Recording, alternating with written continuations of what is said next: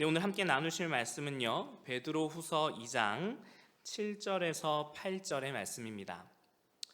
베드로후서 2장 7절에서 8절의 말씀입니다. 제가 가지고 있는 성경으로는 신약 성경 385페이지에 있습니다. 네, 두 절밖에 되지 않으니까 우리 함께 한 목소리로 읽어보도록 하겠습니다. 시작. 무법한 자들의 음란한 행실로 말미암아 고통당하는 의로운 롯을 건지셨으니 이는 이 의인이 그들 중에 거하여 날마다 저 불법한 행실을 보고 들으므로 그 의로운 심령이 상함이라. 아멘. 네, 오늘 함께 나눌 말씀의 제목은 왜 성경은 롯을 의인이라 부를까라는 제목으로 말씀을 나누려고 합니다. 아브라함의 조카인 롯은 성경에서 꽤나 중요한 듯 보이지만 또 중요하지 않은 인물이기도 합니다. 여러 가지 이유들이 있는데 그럼에도 불구하고 오늘 본문을 다시 눈을 들어 살펴보시면 롯을 의인이다라고 부르기도 합니다. 그런데 창세기 19장에 등장하는 롯의 여러 가지 행적들을 살펴봤을 때 사실 인간적인 눈으로 롯을 이해하기에는 이 사람을 의인이라고 부르기에는 좀 부족함이 있습니다. 의인은 어떤 사람입니까? 올바른 사람, 정직한 사람, 흠이 없는 사람을 이야기를 하는데 롯은 참 흠이 많은 것처럼 보이는 인물이기 때문입니다. 그럼에도 불구하고 본문이 왜 롯을 의인이라고 부르는지, 이 롯에 대한 이야기를 성경에 기록하여서 우리에게 어떤 교훈을 주시려는지 함께 생각해보고 말씀을 나누려고 합니다. 자, 롯은 어떤 인물일까요? 몇 가지 정리를 해볼까요? 먼저 롯은 아브라함의 조카입니다. 아브라함의 아버지인 데라의 손자입니다. 그래서 아브라함의 동사행으로 보이는 하란의 아들입니다. 그런데 이 하란은 갈대아 우르에서 일찍이 죽게 되었기 때문에 아브라함과 함께 이 갈대아 우르를 떠나서 가나안을 향한 여정에 동참하게 됩니다. 또 한편으로는 아브라함의 후계자가 아닌가라는 신학자들의 견해가 있습니다. 왜냐하면 이 조카 롯이 아브라함을 떠나자마자 하나님께서 아브라함을 찾아오신 걸 보면 마치 데라가 죽자마자 하나님이 아브라함을 찾아오셨던 것처럼 아브라함이 데라를 의지했던 것처럼 조카 롯을 자녀가 없는 자신의 후계자로 의지했던 것은 아닌가로 생각하고 할 수 있기 때문입니다. 또 세 번째로 이 롯은 참 비참한 인생을 살기도 했는데요.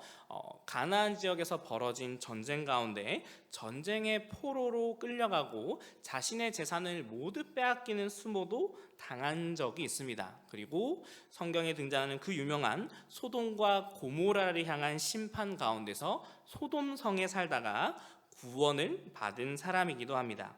또 이 사람이 이 정도까지만 하면은 그냥 아브라함 옆에 있는 조연 정도로 여겨질 텐데 이 롯의 후손들이 모압과 암몬이라는 두 커다란 민족을 이루면서 가나안 땅에서 하나님의 백성 야곱의 후손인 이스라엘과 갈팡질팡하며 여러 상황을 벌이게 됩니다. 하나님께서는 이 모압과 암몬을 이스라엘을 향하여서 너희의 형제 민족이다라고 얘기를 해주시며 그들의 영역을 침범하지 말고 그들을 존중해주고 형제로서 대우해주라라고 말씀하셨지만 오히려 모압과 암몬이 이스라엘을 공격하며 그들을 원수처럼 대해서 결국 나중에는 이들이 이스라엘을 대적함으로 말미암아 하나님 앞에 벌과 심판을 받게 되는 비운의 민족이 되게 됩니다. 그러니 이 롯이라는 인물이 성경에서 가벼우면서도 또한 중요한 인물이라고 하는 게 이런 배경에서 그렇다라는 사실을 알 수가 있습니다. 그런데 롯을 우리는 조금 더 자세하게 살펴볼 이유가 있습니다. 자, 롯은 어떤 인물일까요? 먼저 롯은 매우 도전적인 시작을 한 사람입니다. 어떤 도전이냐면 아브라함을 따라서 믿음의 여정을 나선 그런 도전을 한 사람입니다. 아브라함이 하나님의 음성을 듣고 갈대아 우르를 떠나게 됩니다. 그래서 하란까지 가게 되는데 이 하란은 이 아브라함이 출발했던 그 지역에서 가나안으로 넘어가기 전에 있는 지역입니다. 우리로 치자면 경상도의 끝까지 갔는데 거기서 전라도로는 넘어가지 않거나 강원도로는 넘어가지 않았거나 혹은 국경지대의 끝까지 가서 이제 다른 나라로 넘어가려고 하는데 넘어가지 않는 그 경계에 있는 지역이 바로 하란이라는 지역입니다. 이 하란에서 벗어나기 위해서는 데라가 죽게 되는 그 상황이 필요하기도 했습니다. 어쨌든 이 롯은요, 아브라함이 갈 바를 알지 못하고 떠나는 이 여정 가운데 데라, 룻, 사라 이 세 사람이 함께 동행하게 하고 있었고, 이 아브라함의 인생의 전반부까지는 계속해서 함께 하고 있습니다. 그러면서 이 롯은 재밌는 상황들을 몇 번 눈으로 보게 됩니다. 아마 아브라함으로부터 하나님에 대한 이야기를 들었기 때문에, 그리고 그것이 꽤나 신빙성 있게 느껴졌기 때문에 그를 따라 나섰던 것 같습니다. 심지어는 아브라함을 따라서 애굽까지 내려갔는데, 아브라함이 자신의 누이인 사레가 다른 이 애굽에서 빼앗길 것에 대한 염려로 인하여 자신의 아내이지만 아내라는 사실을 숨기고 누이라는 사실만 얘기하는 반쪽짜리 진실만 얘기했다가 오히려 더 위험에 처하는 장면을 옆에서 보고 있었습니다. 그런데 이 상황을 건진 분이 누구십니까? 극적으로 개입하셔서 아브라함의 이 잔꾀로 인해 벌어진 문제를 하나님이 건지셨습니다.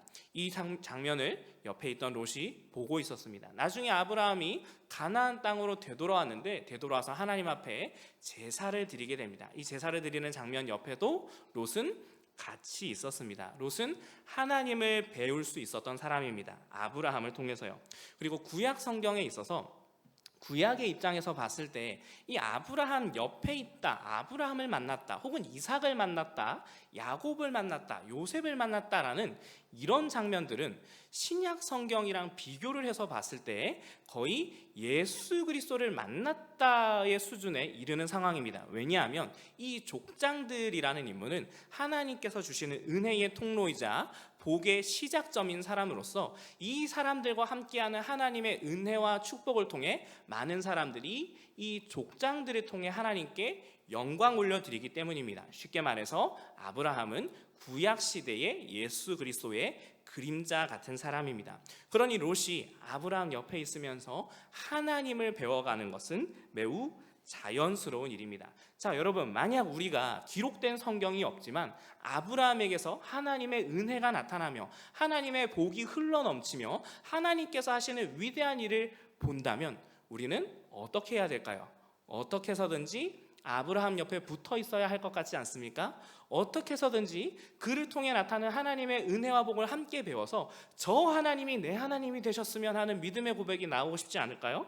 그런데 롯은 죄인들의 도시 소돔을 선택해서 떠나는 일을 하게 됩니다. 이 일은 목초지로 인해서 아브라함과 롯 사이에 다툼이 벌어지는 것을 통해서 벌어지게 됩니다. 성경은 아주 단순하게 설명하고 있습니다. 아브라함과 롯의 재산이 많아졌고 이 목초지를 두고 함께 있기 힘들 만큼 부유해졌다라고 얘기를 합니다. 그리고 아브라함이 롯에게 네가 좌하면 나는 우하겠다, 네가 우하면 나는 좌하겠다라고 하는 이런 짤막한 이야기가 침겨 있습니다. 그런데 그 배경에는 우리가 아마 알지 못하는 아브라함과 롯과 하인들 사이에 믿음의 갈등이 있지 않았는가 짐작만 해볼 수 있습니다. 사실 그리고 이 본문에서는요, 아브라함이 자신의 조카 롯을 얼마나 아끼고 사랑했는지도 볼 수가 있습니다. 여러분, 야곱과 라반의 사건을 잘 기억해 보십시오. 자신의 삼촌 라반 곁에 있었던 야곱은 오히려 라반에게 사기를 당해서 그렇게 열심히 일했는데도 불구하고 결혼 사기도 당하고 재산 사기도 당할 뻔했습니다. 하나님이 나서지 않으셨으면요. 그런데 아브라함과 같이 있던 롯은 어땠습니까? 아브라함만큼 부자가 됐습니다.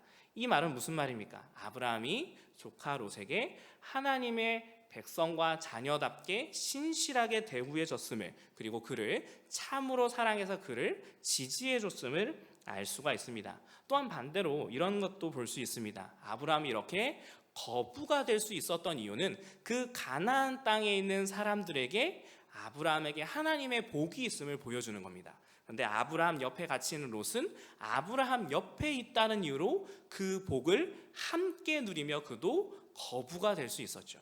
그럼 이 롯은 어떻게 해야 될까요? 사실 아브라함을 떠나면 안 되는데 그는 아브라함이 좌하면 우하겠다, 우하면 좌하겠다 이 말에 아주 기쁘게 승낙해서 눈을 들어 한 곳을 바라봅니다. 어디를 바라볼까요? 요단 지역을 바라봅니다. 이곳은요, 물이 넉넉하고 아주 좋은 풍요로운 곳입니다. 요단 강가니까 아주 좋은 곳이겠죠. 그런데 재미있는 게 있습니다. 자, 롯이 눈을 들어 요단 지역을 바라봤다라고 얘기를 합니다. 자, 하나님께서 바라봤다라는 것은 하나님께서 재판하시는 장면입니다. 그래서 보시기에 좋았더라라고 나올 수도 있고, 하나님께서 보시고 심판을 결정하시거나 벌을 내리실 수도 있습니다. 그런데 하나님을 흉내내는 인간들이 무언가를 결정하기 위해 자신의 눈을 들어서 바라봤을 때는 반드시 안목의 정욕이라는 죄가 끼어들게 됩니다. 이 롯의 눈에는 요단강가가 무엇처럼 보입니까? 마치 여호와의 동산 같았다라고 얘기를 합니다. 여러분, 여기서 선악을 알게 하는 나무의 열매를 바라보는 하와의 흔적이 보이십니까? 마치 롯은 여기에서 요단강가를 하나님의 동산 에덴과 같았다고 평가하고 있습니다. 그런데요, 이 본문 말씀을 계속해서 읽어나가 보면 이런 본문이 등장합니다. 소돔 사람은 여호와 앞에 악하며 큰 죄인이었다라는 사실입니다. 여러분, 성경에 이렇게 기록이 되어 있다면 믿음의 사람이라면 소돔이라는 도시를 바라봤을 때, 소돔이라는 도시를 평가할 때에 어떤 기준으로 평가를 해야 될까요? 하나님께서 소돔을 멸하시기로 준비하고 계시는 이 영적인 안목으로 소돔을 바라봐야 되지 않을까요? 그리고 이 소돔이 아무리 잘 나가고 먹고 살기 좋은 도시라고 할지라도 그 사람들이 어떤 행실로 살아가는지를 판단해야 되지 않을까요? 그런데 롯은 안목의 정욕에 휩싸여서 그곳을 여호와의 동산 같은 곳으로 착각하게 됩니다. 지금 롯의 삶의 기준이 무엇인지 이 장면에서 단적으로 드러나게 됩니다. 이후에 롯은요, 아주 어려운 상황에 처하게 됩니다. 이 가나안 지역에 전쟁이 벌어지게 되고 자신이 살고 있던 이 소돔이라는 도시가 전쟁에 패하게 됩니다. 그래서 엘라만 그돌라오멜에 의해서 포로로 잡혀가고, 심지어는 자신이 가지고 있던 재물마저도 노략질 당하게 됩니다. 아주 살기 좋고 먹고 살기 좋으며 아무 문제가 없을 것 같던, 심지어 여호와의 동산 같았던 그 소돔이 한순간에 무너지게 됩니다. 이 도시가 무너질 것이라고 롯이 상상이나 했겠습니까? 그런데 그런 일이 벌어집니다. 감사하게도 자신의 삼촌인 아브라함이 그를 구원하기 위해 달려옵니다. 이것은 아주 큰 위협을 무릅쓰고 나오는 일입니다. 그리고 하나님께서는 아브라함과 함께 하시고 은혜를 베푸셨기 때문에 이 전쟁에서 아브라함은 승리하게 되고 돌아오며 멜기세덱도 만나고 그에게 10의 1조도 드리는 모습을 보여줍니다. 그런데 여기서요, 소돔 왕이 아브라함에게 나아오는 장면이 등장합니다. 소돔 왕의 입장에서 아브라함이 얼마나 감사하겠습니까? 그래서 얻은 것은 아브라함 당신 다 가지셔도 됩니다. 아브라함은 아닙니다, 괜찮습니다. 제가 굳이 뭐하러, 저는 이렇게 허물을 만들고 싶지 않습니다 라고 하면 오히려 다 가지라고 이렇게 하는, 주거니 받거니 하는 장면이 잠깐 등장합니다. 그래서 그런지 모르겠지만 이 롯은 소돔에서 재판관의 역할을 맡게 됩니다.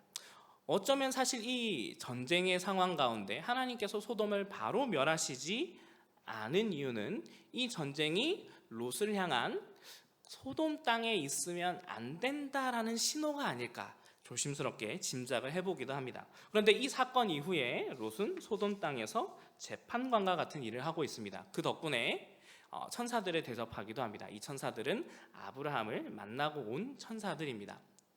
이 재판관이라는 표현을 제가 쓴 이유가 뭐냐면, 창세기 19장 1절에 보면 롯이 소돔 성문 앞에 앉아있다라는 이 본문의 근거에 있습니다. 왜냐하면 고대 사회에서 이 성문은 공적으로 재판이 열리는 장소이며 증인들을 부르며 그 거리에 지나가는 도시의 사람들이 이 재판에 참관하는 그런 장소였기 때문에 성문에 앉아있다라는 것은 그 도시의 왕이나 장로급에 해당되는 사람들이 재판을 위해서 앉아있는 자리입니다. 그런데 롯이 거기에 앉아 있지요. 롯이 왜 여기에 앉게 됐는지까지는 성경이 다 이야기하지는 않습니다만은 오히려 이것이 그에게 올무가 되기도 합니다.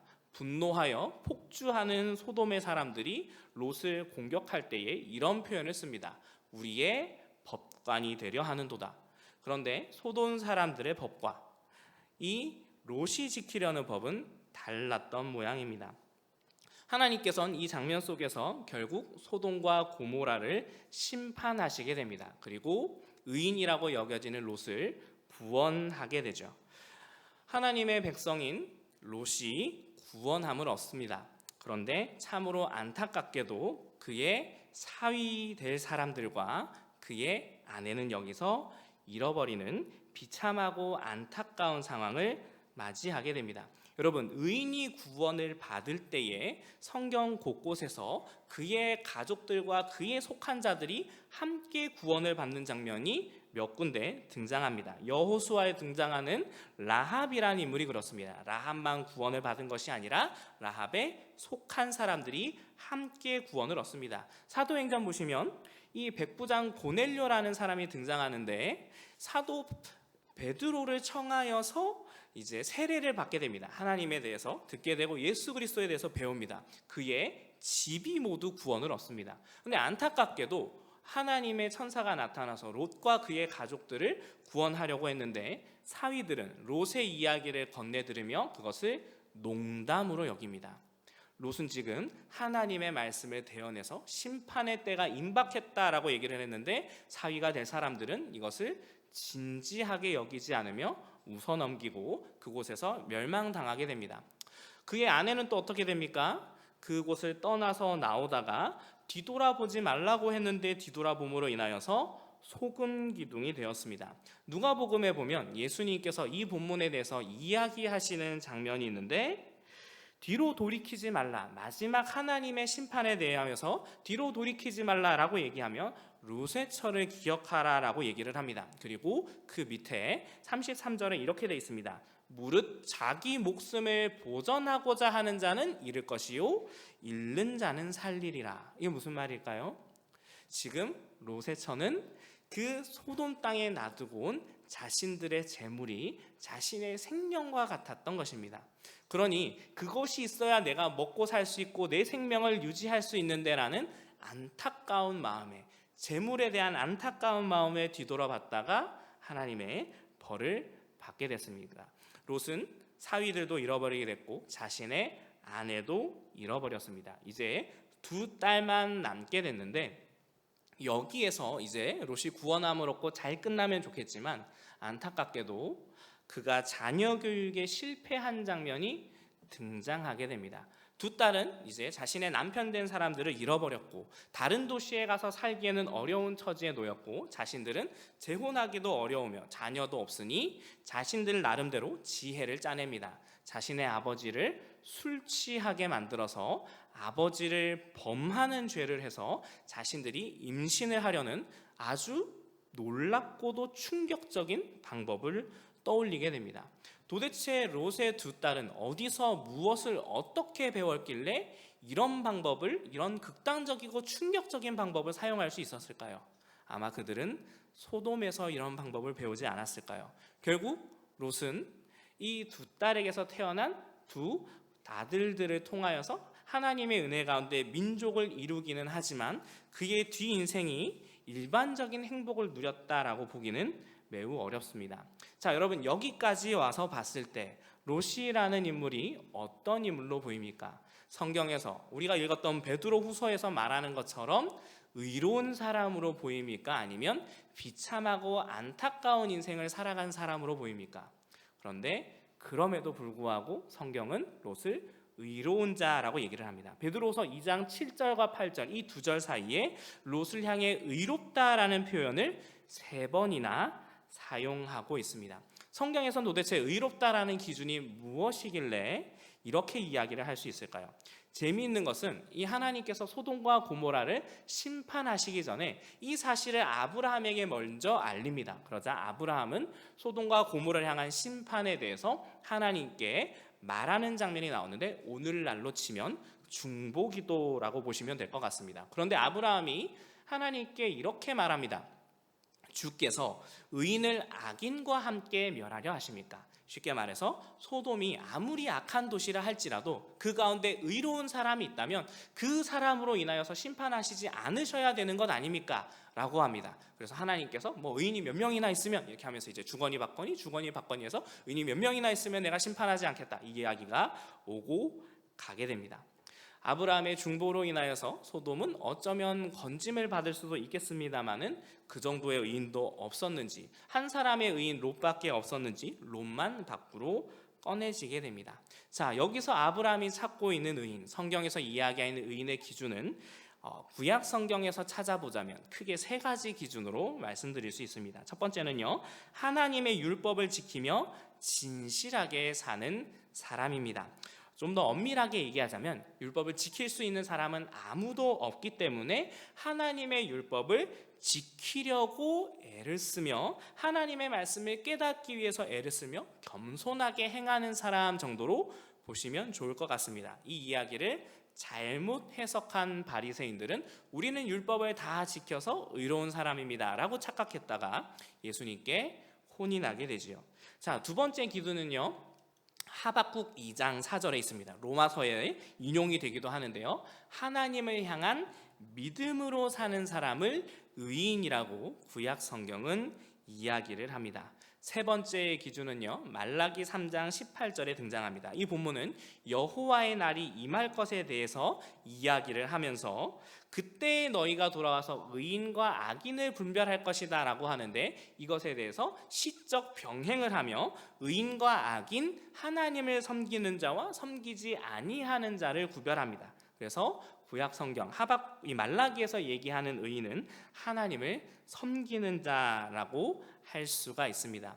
그러니 의인이라는 성경의 표현이 우리가 생각했을 때에 법 없이도 살 만큼 착하게 사는 사람, 인생에 아무 문제가 없는 사람, 저 사람은 정말로 올바른 사람이야, 이런 사람을 이야기하는 것이 아닙니다. 그런데 여러분, 정말로 의롭게 사는 사람에게 가서 당신 정말로 대단합니다, 어떻게 그렇게 깨끗하고 모범이 되는 삶을 살 수 있습니까? 라고 얘기를 하면 그분들은 하나같이 저는 그런 사람이 아닙니다 라고 겸손하게 이야기를 합니다.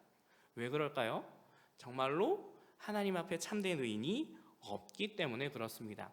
이것에 대해서 오해하고 있던 바리새인과 유대인들의 생각을 깨트리기 위해서 예수님은 이렇게 말씀하십니다. 내가 의인을 부르러 온 것이 아니요 죄인을 불러 회개시키러 왔노라. 하나님 앞에, 그리고 정말로 자신의 양심 앞에, 하나님이 없다 치더라도 자신의 양심 앞에서 나는 정말로 의로운 사람이야 라고 얘기할 수 있는 사람이 누가 있을까요? 아무도 없습니다. 그래서 예수님께서는 이것을 비꼬아서 의인이 없다, 나는 의인을 찾으러 오지 않고 죄인을 찾으러 왔다라고 말씀하십니다. 누가복음 15장 7절에는 또 이렇게 말씀하십니다. 내가 너희에게 이르노니 이와 같이 죄인 한 사람이 회개하면 하늘에서는 회개할 것 없는 의인 99으로 말미암아 기뻐하는 것보다 더하리라 라고 이야기를 합니다. 회개할 것 없는 의인을 위한 기쁨보다 죄를 뉘우치는 한 사람의 회개가 훨씬 더 귀하다라고 말씀하십니다. 그리고 로마서에서는요, 이렇게 말합니다. 기록된 바 의인은 없나니 하나도 없으며 깨닫는 자도 없고 하나님을 찾는 자도 없고 다 치우쳐 함께 무익하게 되고 선을 행하는 자는 없나니 하나도 없도다. 그래서 신약까지의 의미를 확장해서 성경에서 말하는 의인의 정의를 정리하면 이렇습니다. 그 누구도 의인은 없습니다. 하지만 하나님이 의인으로 취급해 주시는 사람은 있습니다. 바로 자신의 죄를 인정하고 자신의 연약함을 인정하고 나는 예수님이 없으면 안 됩니다. 이 죄의 문제를 그 누구도 해결할 수 없습니다. 이 죄의 문제 가운데 신음하고 있는 나를 하나님 구원해 주십시오. 나는 예수님이 필요한 사람입니다. 나는 하나님의 은혜가 필요한 사람입니다 라고 하며 자신이 죄인임을 자백하는 사람이 바로 의인이다 라고 하는 겁니다. 그래서 우리가 복음을 증거할 때 예수 그리스도를 믿고 구원을 얻으십시오라고 이야기하는 이유가 바로 여기에 있습니다. 세상 가운데 있는 모든 사람들은 나의 인생에는 문제가 없으며 이 정도면은 괜찮은 인생을 살고 있으며 남들 보기에 그렇게 대단한 인생은 아니지만 그래도 법은 지키며 부끄럽지 않게 살았으니 이 정도면 내세가 있는지 없는지는 모르겠지만 천국이나 낙원이나 극락 같은 데는 갈 수 있지 않을까, 혹은 뭐 좋은 데 정도 갈 수 있지 않을까라고 착각하며 살아갑니다. 여러분, 모두가 죄인입니다. 우리는 죄를 먹고 마시며 살아갑니다. 세상 가운데 그렇게 착하게 살아가는 사람들도 사실은 하나님의 보이지 않는 그 섭리하시는 손이 이 나라들을 다스리며 세상의 죄를 누르고 있기 때문에 그 법들로 인해, 나라들로 인해, 하나님께서 사용하시는 권세들로 인해 그것이 두려워서 그 사회 시스템 속에 살아가기 때문에 죄를 덜 짓는 것뿐이지, 그들의 마음 가운데는 자신의 욕망과 정욕을 따라서 살아가는 죄된 본성이 꿈틀거리고 있습니다. 범죄하지 않고 살아가는 것도 사실은 하나님의 일반 은총에 해당이 됩니다. 여러분, 그러면 의인이 이런 존재라면 악인은 어떤 존재일까요? 우리가 읽었던 본문 베드로후서 2장 7절에 보면 소돔을 이렇게 정의하고 있습니다. 무법한 자들의 음란한 행실로 말미암아. 여러분, 소돔과 고모라의 대표적인 범죄가 무엇입니까? 바로 동성애입니다. 롯에게 가서 그를 찾아온 천사들을 내놓으라고 합니다. 우리가 그와 관계하겠다라고 얘기를 합니다. 그와 성적인 관계를 맺겠다라고 얘기를 합니다. 동성애를 즐기겠다라고 얘기를 합니다. 성경은 동성애를 분명하게 죄라고 말하고 있습니다. 그런데 이 크기를 조금 더 저는 키워서 설명드리고 싶습니다. 우리는 동성애가 죄다라는 사실에서 끝나지 않고 동성애로 대표되는 수많은 죄가 소돔이라는 도시 가운데 뒤에 딸려 있는데 그 가운데 동성애가 도드라져서 튀어나왔다라고 설명드리고 싶습니다. 여러분, 제가 왜 이렇게 설명을 드리냐면 동성애가 득세하는 시대에는 재미난 특징이 하나 있습니다. 그 이전에 다른 죄들을 보십시오. 살인을 하거나 도둑질을 하거나 강간을 하거나 그런 종류의 죄들은 모든 사람들이 한결같이 저것은 악한 행동이다, 저것은 범죄하는 것이다 라고 얘기를 합니다. 그런데 동성애가 득세를 하기 시작하면 독특한 특징이 하나 나타나는데 이게 뭐가 나쁜 거냐라고 이야기를 합니다. 여러분, 다시 돌아가서 의인의 정의를 잘 생각해 보십시오. 의인의 정의는 무엇입니까? 나는 죄인입니다. 나는 예수님이 필요합니다. 그런데 동성애로 대표되는 소돔의 죄의 특징은 사실 이겁니다. 이게 뭐가 나쁜 겁니까? 이것은 죄가 아닙니다. 이것은 잘못이 아닙니다. 동성애의 가장 무서운 점은 죄를 죄로 부르지 못하는 상황을 조장한다라는 겁니다. 그러니 동성애가 득세하기 시작하면요, 하나님께서 미워하시는 수많은 죄들이 함께 들고 일어나서 이것도 죄가 아닙니다, 저것도 죄가 아닙니다, 이것도 죄가 아닙니다. 내가 나의 육체와 나의 인생을 살아가는데 이것이 무슨 잘못입니까? 내가 남에게 잘못을 했습니까? 아닙니다. 우리는 그냥 우리끼리 즐기고 좋은 겁니다. 남에게 나쁜 것 한 것 없습니다. 저 사람도 좋아하고 나도 좋아하면 이것이 된 것이 아닙니까? 라고 이야기를 합니다. 죄를 죄로 여기지 않습니다. 죄를 죄로 여기지 않은 순간 어떤 일들이 벌어집니까? 하나님 앞에 죄를 뉘우치고 돌이킬 수 있는 힘이 그 사회 속에서 사라지게 됩니다. 그리고 이 문제가요, 교회 안으로 침투하고 하나님의 자녀들 사이로 침투해서 이것도 굳이 죄라고 말할 수 있습니까? 이 정도는 괜찮지 않습니까? 이것도 굳이 죄라고 말할 수 있습니까? 이 정도 죄는 저런 것에 비하면 죄도 아니고 아무에게도 해도 끼친 것이 없으니 죄가 아니라고 말할 수 있지 않을까요? 여러분, 동성애의 죄는 자신의 몸에 죄를 짓는 것뿐만 아니라 주변 사회 속에 회개의 기회도 잃어버리게 만드는 무시무시한 힘이 담겨 있습니다. 그러니 하나님께서는 이 소돔 땅을 심판하시고 고모라라는 도시를 심판하시며 그들의 죄악이 다른 곳에 퍼지지 못하도록 본보기로 삼으셨습니다. 자, 여기까지 돌아왔을 때 이제 우리는 정리를 해봅시다. 롯은 어떤 인물일까요? 이렇게 정리할 수 있습니다. 그는 하나님을 믿지만, 하나님의 백성이지만 자신에게 문제가 있고 나는 하나님이 필요한 사람이라는 사실은 알지만 실제 그의 인생의 장면은 세상의 기준을 더 선호한 사람입니다. 그는 믿음의 문제와 실제 삶의 문제가, 그리고 자신의 먹고 사는 문제, 자신의 인생과 미래의 문제가 부딪히는 그 장면에서는 믿음으로 결정하지 않고 세상의 기준을 따라, 안목의 정욕을 따라 결정했던 사람입니다.